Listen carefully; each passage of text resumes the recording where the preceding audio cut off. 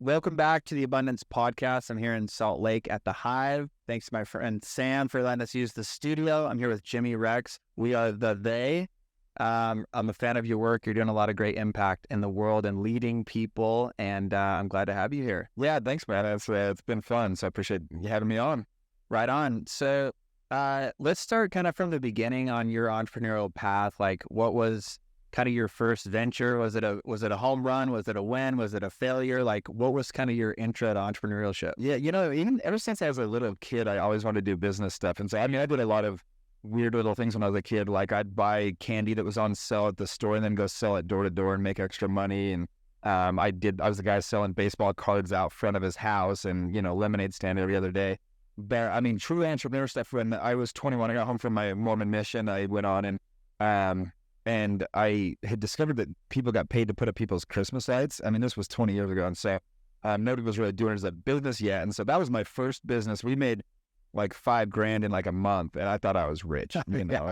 We just would go door to door and knock and pass flyers out to neighborhoods, stuff like that. And I just kind of would gauge how much I thought the people would pay me. And that's what we would get them to, we'd see if they would go for it. And it was really fun. But did that, and then obviously Christmas ended, and so I started a door-to-door meat business.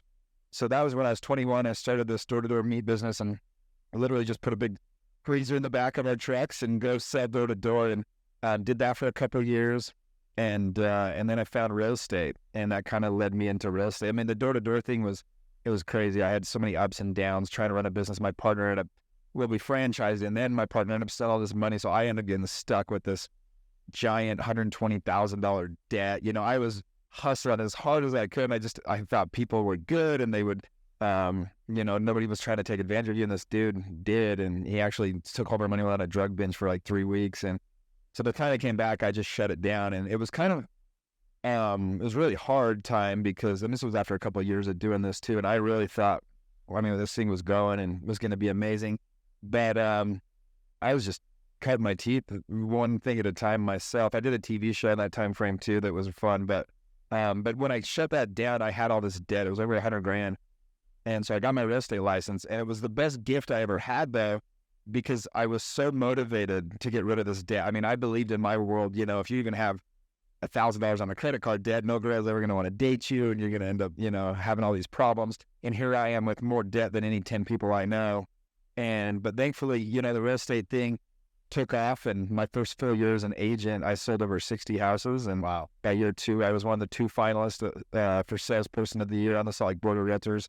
And so I did a couple of things really smart. I hired like the best coach out there, and then I literally just did every single thing he said, and I knew how to work. I'd been knocking doors 11 hours a day as a missionary, 10 hours a day, when I was doing the meat thing. And so for me, the hard work wasn't going to be an issue. It was just finding something that was the right fit. And that real estate, it was 2006, 2007, so it was booming. And it went pretty crazy. So that was kind of my path, and then I got into the real estate world. That's powerful. I was the same way, like growing up, hard worker, worked on a farm. Like, I was like, I know how to work, and just kind of kept running into dead ends with like starting businesses or other jobs because I didn't have like a coach. I didn't have a system. I didn't have, like, I didn't even know coaching was a thing. And the first time I'd experienced it, I was like, wait, you're telling me I follow your system, I listen to you, and like, just don't question it and be teachable, and I can be successful? Like, yeah, it's pretty simple. And it can happen in, this amount of time. Great. Like, where was this when I was younger? And that was kind of like the aha moment for me of, oh shoot, I see to go follow people that are doing what I want to do. And that's how I can get to where I want to go. Yeah. Back then, all you could do was network and try to get in the right circles. And nowadays, it's kind of the opposite problem. There's so much noise, right? Yeah. There's so many people that are trying to teach and coach and tell people what to do and what not to. But yeah, back then, people forget, like, even when I got into real estate, my first year, I didn't know what I was doing until I found that coach. And I was buying CDs out of the back of the Realtor magazine, trying to learn how to do this. You didn't have podcasts and books and YouTube and all these things to teach you. You just had to just kind of wing it. And man, I tried my best, but it was tricky until I got that coach. And then, real estate is like most things. It's not easy, but it's simple. And what I mean by that is basically there's 3 things you have to do to be great at real estate. Is number 1, you got to learn what to say. Number 2, you got to learn how to say it. And then number 3, you just say it all day long. And so that's what I was doing. I mean, I was just all day just pounding the phones over and over, and that's how I figured it out. It was that in commercial, residential? Residential, yeah. Yeah, and so I ended up in my career between me and my business partner, Tyler, now. I mean, I still have my real estate team he kind of runs it. I'm more just the face of it now, but we've sold over 7,000 houses now in 18 years. So, yeah, I mean, we took it to a huge level, a lot of investors, a lot of, just one house at a time, man, just cranking. And was that just selling them? Were you flipping them? Was it wholesaling? I never did wholesaling, and I have a business that flips homes. I started that back when my original flip business was in 2010. But what I do now, is I've been doing this for 2.5 years now. I have a business partner, and she's full-time. So she's running all the flip stuff. I kind of do more of the high-level stuff. So, like, I'm financing the deals, and I'm, checking all the comps and helping sell the houses. But she's really the one that's putting a lot of that effort in for design and taking care of the crews and making sure all that's, happening. Right on. So for somebody that's new to real estate, hasn't really made any money in it, wants to get into it, especially with this next cycle that we're going through right now, like what advice would you give that person? Yeah, like as an agent or as an investor? No, as an investor, someone that's trying to make a side income or trying to just crack the code and get into it. Yeah, it's funny because there's really not any great books on it still. There's some pretty good podcasts and there's some good YouTube channels, but my partner and I, we thought what could have we used when we were younger? Like what would have changed the game for us if we would have found this? And what we did is we just put together this, basically like a pamphlet. It's like 30, 35 pages. And I literally called it, this booklet would have saved me millions in real estate, because it really would have. I made every mistake you can make. And we just break it down, but there's really a couple of key principles. Number one is you really got to learn what you're doing. So find somebody, there's enough information out there. In fact, this booklet, we actually give it away for free. If anybody wants it, that's listening to this, just go to jimmyrexfree.com. You just put in your information and you pay for the shipping of it, but it's like $5 or something, $7 or something. And we'll drop the link below too. Sure. Yeah. But it's 35 pages, very simple. Like, here's the thing with real estate is sexy. With investing in general, people try to do things that are super sexy, and this is really getting trouble, right? I mean, I've made all these mistakes, and they want to get rich quick, they want to do all these things, but if you just keep, make it boring, first off, you got to have a good income. If you're not making at least $250,000 a year, just being honest, you probably should invest all of your extra money back into yourself, into your education, into your coaching, into your skill sets, because you just got to make more money. And then once you're making that much, I just tell people, put 30 to 50% of your income aside. Like, the hardest thing for people to do is, as you make more money, keep your expenses the same. Yep. And if you can learn that, because what people do is they get a nicer car, bigger house, more vacations, nicer restaurants, stupid shoes, and that's what they do, and they end up with the same amount of money. But if you can discipline yourself, this is the one thing I did really well that kind of helped change my whole financial trajectory, was I would put 30 to 50% of every deal I made into a separate bank. I didn't even have it connected. Look at it. I literally didn't have access to it. My real estate partner is also my best friend since I was 12, and trust this man more than I trust myself in life. And I put his name on it. I did not have access to it. The only thing I could use it for was to wire money for another investment deal. So every time I'd get another 50, 60, 70 grand in there, we would buy another house. And that's how I really started building my real estate portfolio. That's kind of the first thing I tell people is make enough money to actually do some damage. Number two is put 30 to 50% of your income into a separate bank.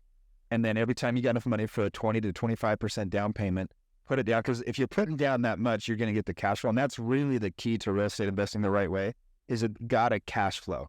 Like right now, the market's been pretty tumultuous the last year. Basically, we're about on a full year right now, and pretty much to the day. And I haven't had a single ounce of stress over my houses, because I own over 30 real estate deals.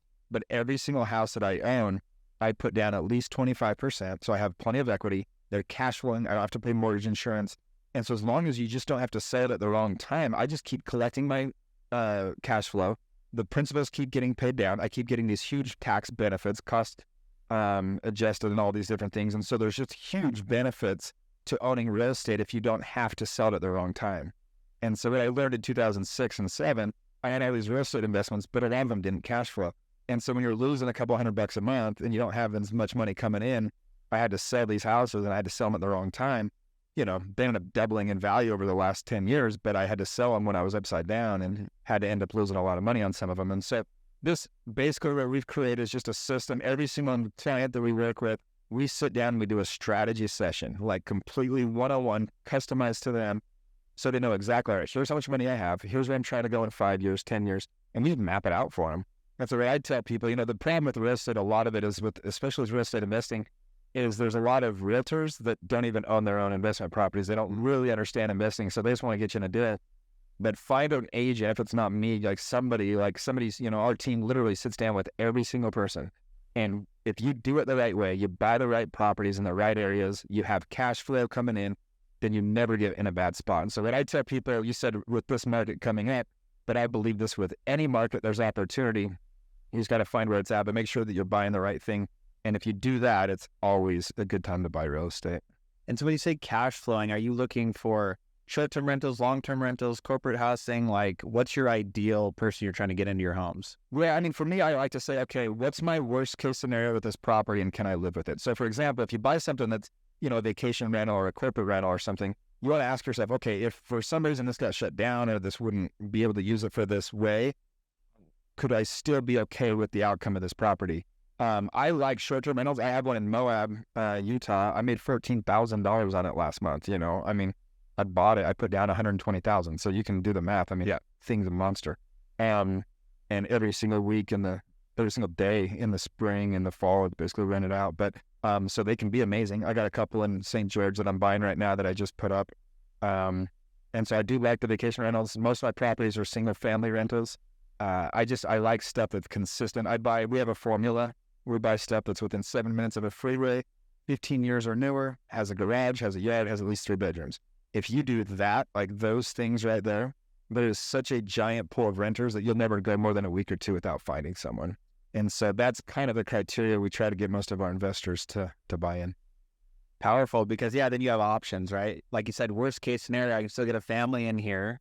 Exactly. Yeah, you want to, with those short-term rentals or corporate rentals, a lot of people get, you know, they see the numbers I just threw out with Moab and they're like, oh, I want to do that with it. But all of a sudden they can't rent a vacation rental or the HOA cracks down on it or something like that. You're stuck in a pretty bad place. And so you just want to factor that all in. For sure. You have cities like Vegas that just like kiboshed Airbnb. And I had a friend there that had 20 houses that were Airbnb, bachelor parties he was just raking it in. And it was like, no mas. And he didn't understand because he bought these very luxurious properties and, you know, had some issues. So that makes sense. Yeah, we just make sure that, you know, I would never buy one that didn't have the zoning set up for it. Yeah. Because you will get shut down.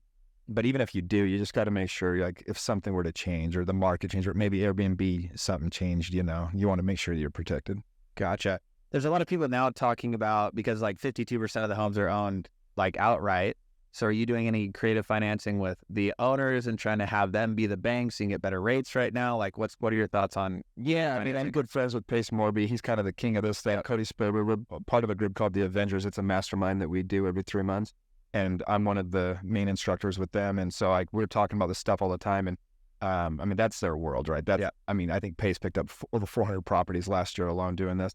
I've done it a couple of times, or bring in partners or different things like that, you know. It's not my focus right now. My focus is my men's group. I mean, I'm putting 95% of my energy on that. And so to be honest, I probably need to double down a little bit more on my efforts on that. I know exactly what to do and how to do it. It's just I've been having so much fun doing this other thing that I've kind of omitted that for now.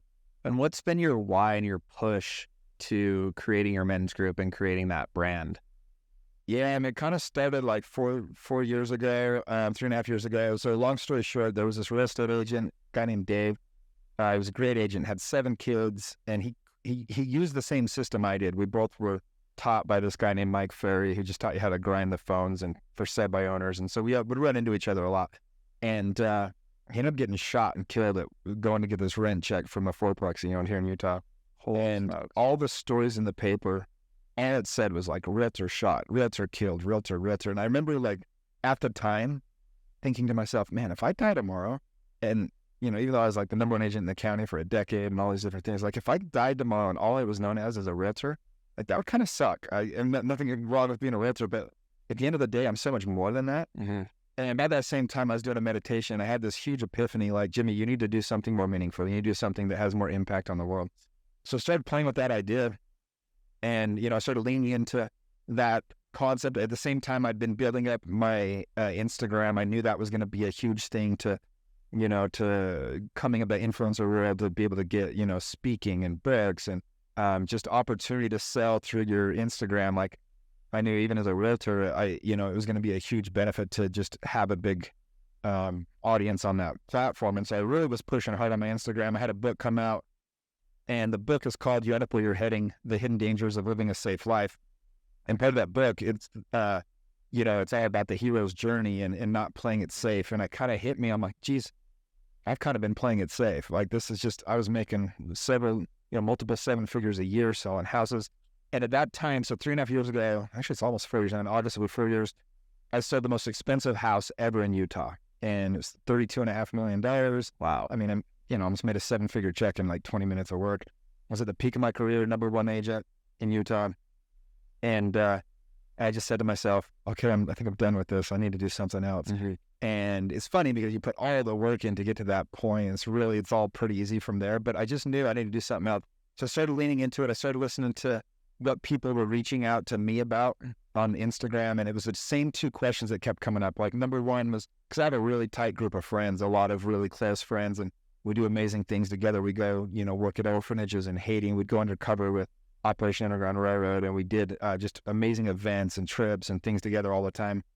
And so people would say, where do I find a group of friends like you have? It looks like you have like the most amazing group of friends. And then the second one is, it says like, I'm kind of feel like I'm stuck in life, don't know where to go. How do I get out of this place? And so I was like, as I started thinking about what to do next, I was like, man, I could help people with those 2 things. I really know exactly how to help people, with that. Mm-hmm. And so I decided, I said, you know what? I'm just going to make it a men's group. That'll be perfect. I'll teach people how to connect on a deeper level. And so I kind of leaned into my strengths. I had a lot of imposter syndrome, like when I thought about coaching, like who am I to tell people how to live, and I did plenty of things wrong. And but when I realized it was going to be a group to help men connect at a deep level, I knew I was all in, because I'm like, oh, I am the right person for that. I know exactly how to do that. So I just took, for the last 15 years, I've been on this journey of self-development. I've gone to every mastermind, all the coaches, all the trainings, all the books you can read. Like I've read 500 books. I've, really invested. I've invested almost $1 million, over $900,000 into my own self-development. I just took the best of everything I've learned, and I started this program. And, when I first launched it, I was pretty nervous because I knew it was like what I wanted to do. I knew it just spoke to my soul. It was like, I know how to do this. Like, what's the value of getting a group of strong men that are doing the same things as you to like work together to become a better version of yourselves? I know it's really high, right? And so I said, if I can just establish that, I think we'll have something special here. And so I really leaned into that part of the program. And it's funny, when I opened the program, I had 50 spots that this group to fill. And I gave myself a month to sell it. I knew if I got on the phones and tried to pitch all my friends or whatever. And within 8 hours of opening it, I had 147 people apply for the 50 spots. Wow. I knew I'd touched a nerve. Men are so anxiously looking for community. There's even the men that are in relationships, that are married, that have friends, they all feel alone in some regard. And so we really tapped into is helping men to be, the 3 pillars of my program are vulnerable, authentic, and in integrity. If you can get those 3 things, because what happens if you're not being vulnerable and authentic, then you don't trust the love you're getting, because people, like, even when they celebrate you or they come and they want to, pour into you, you think to yourself, if they knew who I really was, then they wouldn't be celebrating me. And we all have shit that we've done or whatever else, that we all have so many things that we've gone through together. And so I really help the guys see that they're not the only ones going through these things. They're not the only ones that have ever had suicidal thoughts. They're not the only ones that have ever had a heartbreak or been cheated on somebody or whatever that looks like. And then the third pillar being into integrity. Because again, once you've really, the people in your life that need to know, like usually a wife or girlfriend, whoever that is, once you've really shown them, hey, this is me, I'm not perfect, this is what I've done, and then they still love you, then you can trust it. And you go, oh, wow, I'm actually just enough. I'm lovable. And that, at that point, the men, they just go to another level. And so that's really what we've kept that focus on, is those 3 pillars, and just leaning into that, so we do a lot of high adventure stuff to push past that point of comfortability. And we do a lot of breath work and meditation and getting into the heart space. And so that's how the group kind of came about, and with kind of the base of the whole thing. So powerful, man. And I can just feel how passionate you are about it. Yeah, man. When we switched the conversation to that, dude, you just freaking lit up like a Christmas tree. Yeah, I'm like, how much longer do we got to take that wrestling? No, it's funny because I love wrestling, man. It really is the reason I'm able to do anything else that I've done. I'm so grateful for it. But it was, it's everything that I'm teaching these guys. It's like I got to a point where I could have I would have made $3 to $5 million a year for the rest of my life, working 35 hours a week, 100%, like without even blinking. But I wasn't turned on by it anymore. I wasn't challenged anymore. I wasn't, ultimately using all my gifts the best way I could. Just this last week, I had a guy get up. We had a big event, one of our events with 50 guys there. And the guy gets up. And what we do is the whole weekend is curated to create a safe container. And we have share times where guys get up and they end up sharing things, right? And we've done breath work, and some guys have, got really vulnerable about stuff. And we had these military guys come in and they do these, like a POW camp, and they really break the guys down for a day, and like they're basically torturing them for hours and stuff. And but what it does is it really allows this container to get set where everybody's working together and having these really cool experiences and breakthroughs. And so they get a chance to share their breakthroughs, their takeaways, their aha moments, or whatever you call them. One of the dudes got up and this is just outside, and he starts mumbling, and he says, he starts crying. He says, these words have never come out of my mouth. And he says, when I was little, I got sexually molested, and, I got sexually assaulted.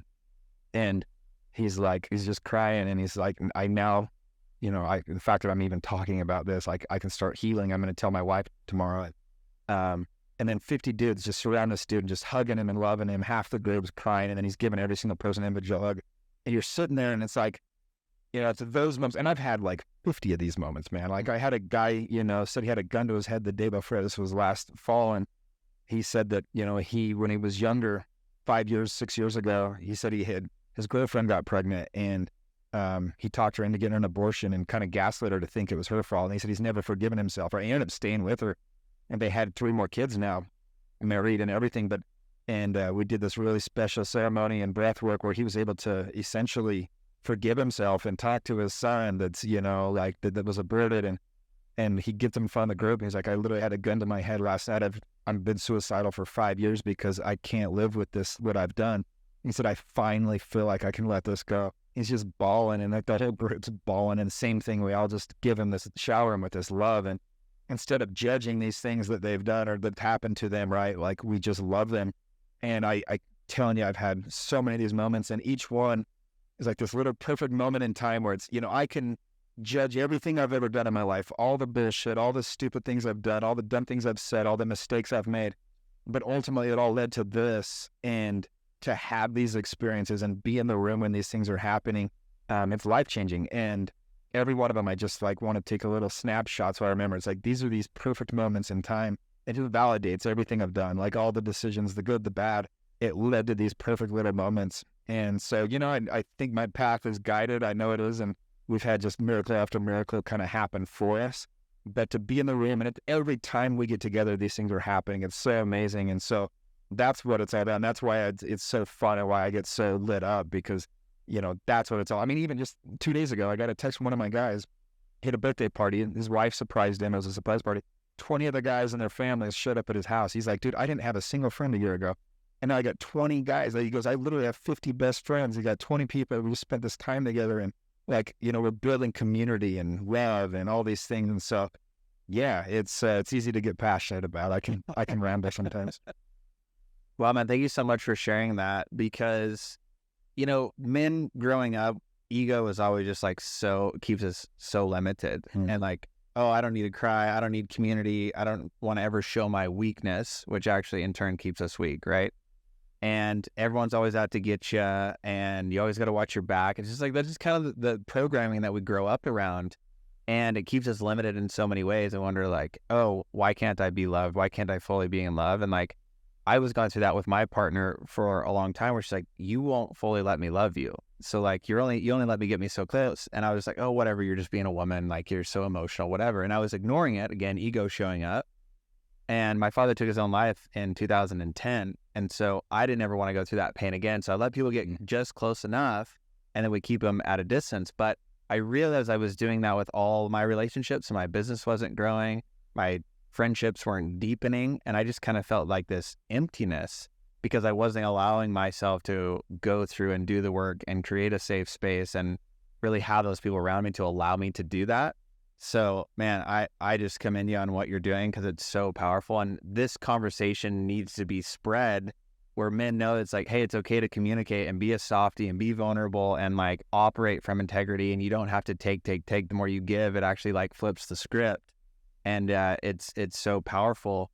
And, you know, because a lot of the leaders or the people that we look up to are a lot of times the people that have like the biggest TV shows and they're on the movies and they're in the music videos, but like they're not living a full life. It's this fictitious, like very, you know, showy ego thing that a lot of these guys are so empty inside. But like that's what we're all aspiring to be, like you said, with the cars and the houses and the music and the girls and all this. And it's like, that's not what it's about at all.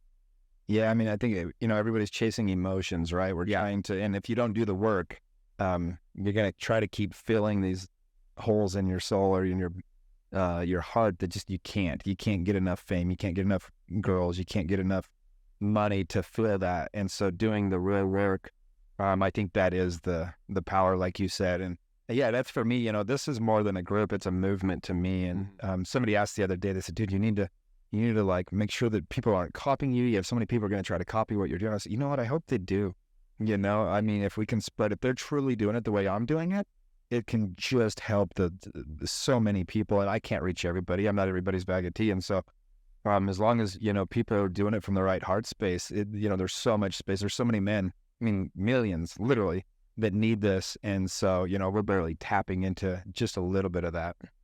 Yeah, definitely, because people operate at different frequencies and that attract different people in. And like you said, a different cup of tea. And, you know, the more that we can just impact somebody else's life, whether they join your group or follow you or pay for whatever, it's like, no, the fact that like maybe you just like struck a chord to make them think differently about something, it's like the work is still, you know, having this giant ripple effect. And that's really why you do it, right? Yeah, 100%. Powerful, man. So let's talk more about, you know, when you talk about transformation and some of these things that you've taught people to really kind of help them have that aha moment. I know breath work is a really powerful thing. I practice breath work every day. Sure. What breath work do you do to help people kind of like, because once they get more oxygen, the brain starts, you know, firing at a higher cylinder. They're able to be a lot more open. Like I had a huge emotional release the first time I actually did breath work, kind of through Wim Hof and some other practices. Like, what do you teach people? Yeah, really, I'll give you an example. So one of the things I do with the men when they come into the group at one of my events is I have all 50 guys get in a circle, right? And I truly believe that I'm like more of an alchemist. Like my job is to try to take all these pieces and throw them together into a pot and let the magic happen. But it's the pieces that really matter. So truly finding the right people, attracting the right people that really are in the right space to heal and to do these things. But then creating a safe container, I do that by being vulnerable myself. I share parts of my own story that aren't very pretty or insecurities and worries that I have in life and things like that. But then we do this exercise where I get all 50 men in a circle. And I have a list of about 30 questions that I ask them. And if the question applies to you, I have you take 2 steps into the circle. And so I start out with a question where I'll say something like, you know, if you only had one parent at home when you were a kid, step in the circle. If your parents divorced when you were a kid or something like that. And then I'll say, you know, if you ever had a sibling die, step in the circle. And we start getting more and more vulnerable as we kind of get these questions right. And that's where what happens by the time where, you know, like if you've ever had a problem with porn, step in the circle. Or if you've ever, you know, like I said earlier, like if you've ever been cheated on, if you've ever cheated on your spouse, if there's something you need to go home and talk to your wife or girlfriend about right now to get back into integrity, step in the circle. I ask the question, if you feel alone often, please step in the circle. And I keep asking all these different questions. And what happens, everybody ends up in tears because you're all seeing that you're not allowed. Mm-hmm. And that this person to your right that you're judging 3 hours earlier at the barbecue, right? Yep. All of a sudden you're like, oh my gosh, like I had no idea. You know, like this guy has stage 4 cancer. Like what the heck? And this guy, you know, was molested as a kid. And this guy, you know, his wife cheated on him or whatever. And you're like, just whatever it is. And a lot of times it's, you know, you just kind of see like there's always 1 or 2 people for each of these questions. And all of a sudden you're just like, oh my gosh, you know, and you just have pure empathy and love for these people. And you're connecting on a deeper level. And all of a sudden the conversations go from talking about your cars or your trips or your whatever to all of a sudden like real stuff. Mm-hmm. And so I set that container. I give a chance for people to share and really try to break that open. And then after that first time they all get together, we do a couple things to help let them up and stuff. And I'll do an exercise where, I either have them jump off this big cliff, the web swing that I got kind of famous for doing with my group, or we, went and swam with tiger sharks. I'm taking 70 guys to run with the bulls in Spain. In July, like we'll do these different things, but, I have them leave behind whatever disempowering thought, bad relationship, or negative emotion they want to get rid of. And then a new empowering story will tell. And so we kind of help them build that and build a vision for what they want their life to look like going forward. And so once you kind of go in and you are able to put your defenses down and scrape through some of the things from the past, then everything is forward thinking and building and helping them build that future. And so I think that's kind of one of the most powerful things we do. A lot of times we mix that in with, so like when we did breath work, I mean, it's going to give you the information you need. So like, last time I did breath work, it was the 2 times ago, it was all about like, my wound from my childhood with my mom, and just things I never even knew before. It's like, I think with breath work, when you get out of your mind, it makes you be in your body. So you get the information that you need, right? Whereas last time I did it, it was about my first girlfriend and these things that I never considered and how it shows up in my life today. And I'm just bawling, like thinking about these things. And, it was a real beautiful moment. That was the last 2 times I did breath work. So you never know it's going to pop up. Yeah. But what it does is it helps you get to that place where you're out of your head and in your body. And so we'll do a share afterwards. Like, so one of the last times we did it, after the breath work, before we shared, I had everybody stand up, got some music playing. And every single guy has to stare at the other guy for 5 seconds and just stare at their eyes, and then they give each other a hug. And we do this with every person in the room. So take, 45 minutes, whatever it takes. But like all 50 guys end up hugging all other 50 guys and having this moment where you're connecting. And all of a sudden, man, everybody's a human. Everybody's been humanized. Everybody's worth getting to know. Everybody's lovable and worth loving and enough. And then you get up and you share, and just that's where you have these crazy breakthroughs that people want to have. Wild. I love how you've taken so many of these different elements to help people get into their higher self, where it's like they don't even know what's happening, but like, I'm just gonna, like you said, you're an alchemist. And it's, and that's the thing that people are like, well, how are you even qualified to do this? And it's like, I'm not, but I'm just doing it. But the truth is I've literally gone to every single thing you can do. I've put so much time and attention in. None of this is new. I've kind of put my own twist in a lot of it, but it's got my personality on it, I guess you could say. But most of these ideas I took from somewhere else. Like I just found somebody that was doing something that changed my life. I was like, oh my gosh, like that's beautiful. And I put my own spin on it, and then I bring it to the men. And so that's why, a lot of times what's funny is, because some people would be like, one person was like, yeah, I saw somebody posted about my group and it's really changed his life. And this other person was like, what are you going to learn from a 31-year-old bachelor that's like, just been a party dude for 10 years? Because I threw out of parties in my 20s and 30s, And he goes, well, one thing I can tell you about Jimmy is he doesn't pretend to do anything he doesn't know. Like he brings in an expert for every single thing we study. Because what I feel is the one thing I've been able to do really well is my network. And so, like I last get together, I brought in Dan Fleischman to talk about marketing, one of the best in the world. I brought in Steve Rutherford to talk about his connection to God and Jesus. And this is a dude that's usually speaks in front of thousands of people, and I brought in Kent Clevier and, a couple different people like that, Cole, and all these different buddies of mine that just have all these amazing things they've done. And they speak into my guys and they tell their stories. And so I'm able to do my part, but the magic of it is like all these people see what I'm doing for the men. They see that it's working and they want to join it. Mm-hmm. And so they come in and, they help me do this. So for example, my event in next February, I do an annual event every February. This year, my keynote speaker was Erwin McManus. He's the author of Ray the Warrior and the Genius of Jesus. And he and I are close friends now. And this dude he's the biggest pastor in California, one of the biggest in the world. And this guy usually, would get 6 figures to come speak. And I invited him to be my keynote. And he loves what I'm doing. So he says, I'll come do it under one condition. You can't pay me, but you have to go to dinner with me the night before. I mean, that's the kind of things that are happening, right? Like Ed Milet is my one-on-one coach this year. I hired him back in December. So he coaches me one-on-one. And he's my keynote speaker for next February, and he's going to be doing it. And so like any of the guys in the group get to come to that event for free, right? And so it's like all these different things that are just happening. And it's, like I said, that's why I know it's guided, because too many things just keep falling in my lap, keep falling into place for me. That's when you're doing the right thing, where it's things are happening for you, not to you. They're not in the way, they're on the way, right? It's just like when you start speaking about what you're truly passionate about, right? Being heart-centered, all of a sudden the right people get in the right room, the right things start to show up. And for anybody listening in that feels like you kind of just keep hitting up against the wall, it's like you're probably knocking on the wrong doors.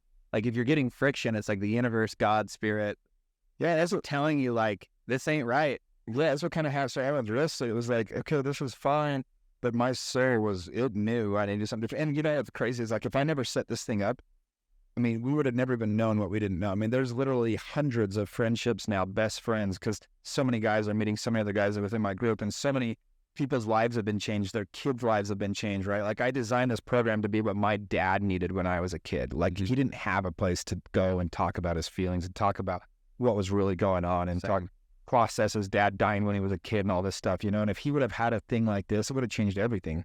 And God bless him, he tried to go to every therapy in town, but most of them weren't qualified to really be able to open this space for him. And so for me, knowing that we've created this thing, we're only 18 months in, man, and it's already like just blowing up because, but you know, for me, that's the cool thing is like, I would have never known what this was going to be if I hadn't done it.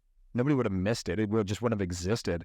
But like, what a cool thing. Like if I died tomorrow, you know, these relationships and these friendships would last forever. Like it's already changed the trajectory of so many people's lives. And I think that's the real magic. Wow. Yeah, yesterday I was had a session with Dr. Alok Trivedi. He's the Rewire doctor. Really cool. I don't know if you know him, but I'm going to connect you guys because he would be powerful for your group to do some really cool stuff. Cool. And so my father took his own life in 2010, and, you know, we do this whole like reframing, rewiring of like, what are all these things that your dad did for you? And it's like, he hugged me. Okay. He's like, well, how many people since your father have hugged you? And so I start listing off all these people, and he colors in this huge, you know, square that's now bigger than the little hugged from one person. And like all these different things that my father did to me. He's like, now would you say that you would get an equal to or greater amount of hugs from the people that love you in your life now? It's like, absolutely. It's like, do you actually miss your dad hugging you? And it's like, no, actually I don't. So it's like this process of like your father lives on in much bigger ways because what you got where you connected with him, people are still giving you that gift. But for me with trauma, I was not allowing people to hug me. I was not allowing these things because it reminded me of the connection I had with my dad, which was keeping me limited in so many other aspects of my life.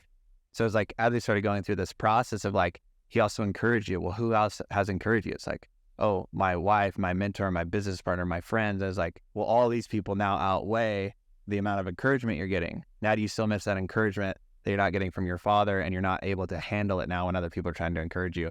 So this really powerful process that I just did yesterday all day. So I'm still kind of integrating it, but I just felt like 1,000 pounds lighter afterwards because I was finally okay with the process of reframing my father. What I thought abandoned and quit on me was actually a blessing because he was sick and he was ill. And since he did that, allowed me to go out and do the things that I needed to do in the world, because I would have stuck by his side and took care of him. Yeah. And so I was like, oh my gosh, now I feel like energized by that experience instead of still like holding on to this pain from it. And he's like, you're talking about abundance being like you want to help you, but it's really you giving what you knew that your dad needed to have abundance and mental health, physical, relationship wise. Like you're talking about community. I'm like, that's what my dad needed. He needed a group of people that would actually listen to him instead of just trying to like give them their programming and download what they thought they needed or that he needed to do. Right. So man, I'm just resonating with like everything that you're saying, bro. It's incredible. Well, thanks, man. Yeah. I mean, like I said, I'm just trying to take all the things that have changed my life and helped me and throwing them into this program. So powerful. Yeah. So moving forward, like how can people find you? How can we support you? Yeah, I mean, you know, the group's open, and I'd love to have any guys, if this is resonating, you're like, man, I want to be a part of this community. I want to be around this. It's wattmovement.com. So WATT, which stands for We Are the They. Or you can just go to my Instagram, Mr. Jimmy Rex, and I'm always posting on my story. It's in my link to sign up on my bio. I would love to have you join, you know, and yeah, I think anybody just to give you an idea, our first group had 50 guys. Renewals came up after a year, and 48 dudes stayed in. And then group 2, we had 61 guys in the group. When renewals came up, 60 guys stayed in. And so, you know, group 3 just launched and all that, and we haven't lost anyone, obviously, but it just launched a few months ago. But my point is like, it works. The power, that to me was the biggest testament. Like when people hear those numbers, they're like, that's not even real. But it really, this is change, it's real effect and real change, and it works. And so if this is calling you, sign up, give us a look. But you also said that you're doing a group for women and kids as well. Can you talk a little bit about that? Yeah. So thankfully, again, I have really smart people around me. My life coach, Melissa, she was a Tony Robbins coach for 22 years and my coach for 8 years. And, as I launched this and it was taking off and the men were just having these huge breakthroughs, she said, what are you doing for the wives and girlfriends? I was like, well, nothing. It's a men group. And she's like, you can't do that. They're going to grow apart. I was like, well, I don't really know how to coach women. I coach men, and she's like, well, you need to figure this out. And I started looking and I kept thinking about all these people that could maybe do it. And ultimately I was like, wait, it's her. And so long story short, I brought her in. We launched this 10 months ago. The women's group it's actually a free add-on for the wives and girlfriends. And so if your man is in the group, you get to join for free. If not, it's $299 a month. But we have a women's group now. I got over 150 women in that now. And they're loving it. She's incredible, just a wizard of a human being. And then we decided to launch like a thing for kids. One of the things I was working with my coach, Ed Milet, he said, hey, nobody's doing anything for the kids. Why don't you do something? He said, look, it's hard because it's hard to get them to pay. It's more of a give, like a service type thing. But I was like, well, I'll lean into that. And so I've been working now for a few months. We got the Next Gen program, which is what that is for 13 to 17-year-old bros. And we got about 30 in this first group. And we're launching that. Our first event is June 7th. And so we're really diving into basically what that program is. I want to create something that I wish I had when I was that age that teaches you all of the real life stuff. What does it really look like or learn how to invest in real estate, learn how to deal with money, learn how to be able to build strong community and network with friends. Like how do you actually talk to girls and be able to respect them and honor them and date from a place of abundance instead of scarcity, and all these things that these kids have no idea. And so we got that program, and it's a 1-year program. And yeah, like I said, we're launching that, our first event here in about a month.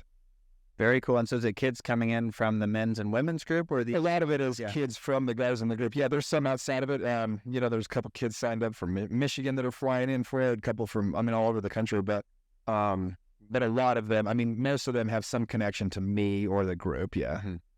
Yeah. Because I agree that I have a 1.5-year-old son, so I'm a new father, and I was like, what are all the things that we're experiencing as adults that we didn't have as kids? Because like I was saying, like no one's doing things for the kids. Yeah. Like if we can start there when they're 12, 13, 14, it's like, man, by the time they're our age, it's like they're going to become these like very intelligent, integrity-based people. It's like, that's how you really change the world. It's like, now we have to do so much work to get back to that childlike state. Let's start there. Exactly right. We're teaching them, we're teaching them breath work and meditation. And we're teaching them, again, like community and how to, really be a good friend and all those things. And just trying to help them avoid a lot of the pitfalls that we had. And it kind of puts a lot of purpose to the pain, right, of just figuring it out on our own. And so it's going to be pretty powerful. Yeah. That's amazing. I think once we launch and people see just how incredible it is, I think there's going to be a huge desire for people to sign up. That's huge. Yeah, I do my breath work every morning, and my son's 1.5 years, and now he starts doing it. He'll go, he's already getting there. Cool. Yeah. So, well, cool, man. So again, what was the name of the website? And yeah, it's movement.com is the website, WATT movement.com, or just my Instagram, Mr. Jimmy Rex. And I have the link right there in my bio, but that's the best way to follow me. And yeah, if this resonated, come join us. Right on, Jimmy. Well, thank you so much for being here. It was an honor to have you here on the podcast.